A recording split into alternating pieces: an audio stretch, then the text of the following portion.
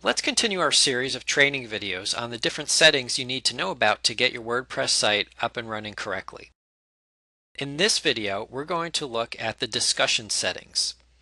To access these settings, come down to the left side of the screen here to the Settings tab, expand it if it isn't expanded already, and click on Discussion, which is the fourth link down. The settings on this page have to do largely with the comments that a person might leave on your blog, as well as trackbacks and pingbacks. For those of you who may not know, a trackback or pingback is basically a method of notification between websites that lets authors know who is linking to their articles. If you have a static website and don't plan to allow anyone to comment on your site, then you can disable commenting as well as trackbacks and pingbacks, and I'll show you how to do that in a minute, and then pretty much ignore the discussion settings on this page.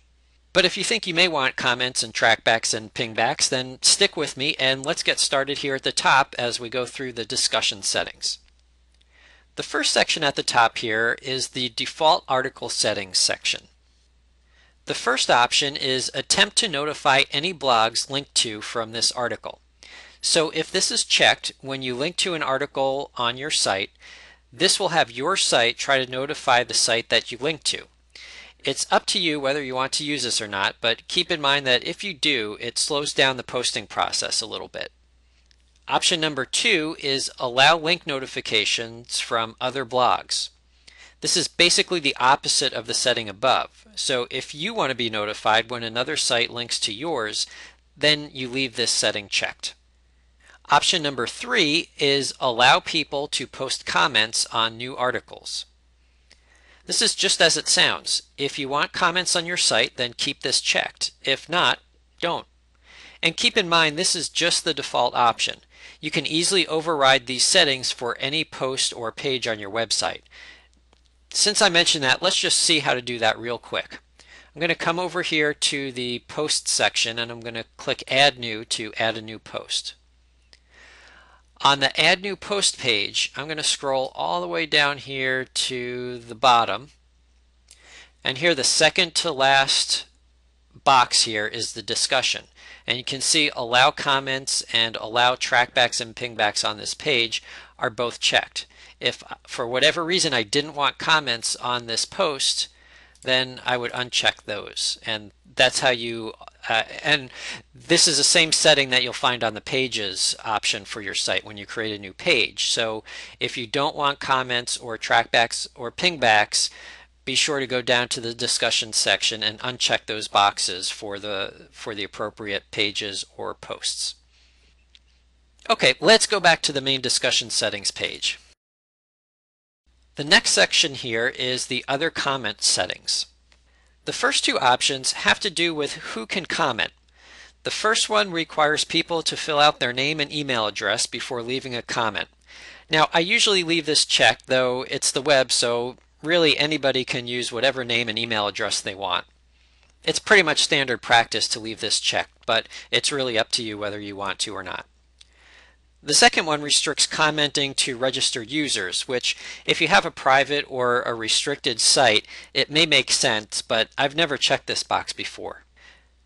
The next settings here are pretty much self-explanatory and not terribly important to getting your site up and running, so we'll just skip over them. The next section is the Email Me Whenever section. This first option, anyone posts a comment, will send an email to the post's author when somebody leaves a comment on that post. The second one, a comment is held for moderation. This will send a message to the site's administrator when a comment is held for moderation, so you can see which comments are being allowed or denied. This may be helpful if you have multiple authors posting content to your site. The Before a Comment Appears section is the next one, and it's definitely worth taking a look at. Many blogs and websites like to review comments that are left on their site before they are posted live. This gives the administrator or author a chance to make sure that the comment is in line with the spirit of the site and isn't spam or otherwise inappropriate. If you want to check comments on your site before they're posted, then check this. An administrator must always approve the comment box.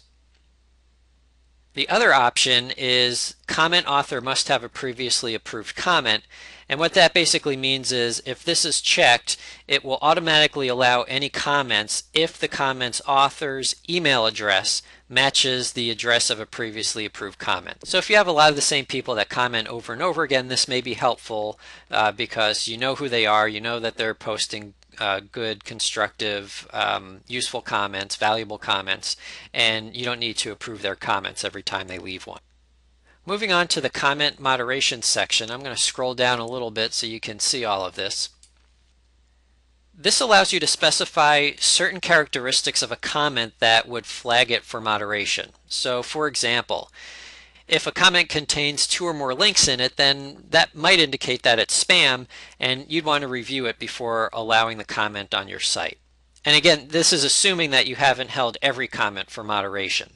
What you can also do is enter words or names or email addresses or whatever else you want in this box, and if the comment contains any of those things listed, then the comment will automatically be held for moderation. The next box down, the comment blacklist box, takes things a step further. Anything that you put in this box, again, names, email addresses, or what have you, then instead of being held for moderation, then the comments that are flagged by the information in this box will automatically be marked as spam. The last section is the avatars section. An avatar is basically an image. It could be a photo of you, a company logo, or whatever image that you want. And it follows you around the web and will appear next to the comments you leave on any site that uses avatars. So the settings in this section deal with avatars on your site. We're not going to get into the settings in this video though, because they're really not important for getting your site up and running, but at least you know now where to find them if you're interested. After you've made all of your changes on the discussion settings page, come down here and click the Save Changes button. And that really completes our tour of the discussion settings page. In the next video, we're going to take a look at the media and privacy settings pages. Thanks for watching, and for more tips, strategies, and training videos on using WordPress for your business's website, please visit wordpressforbusiness.org.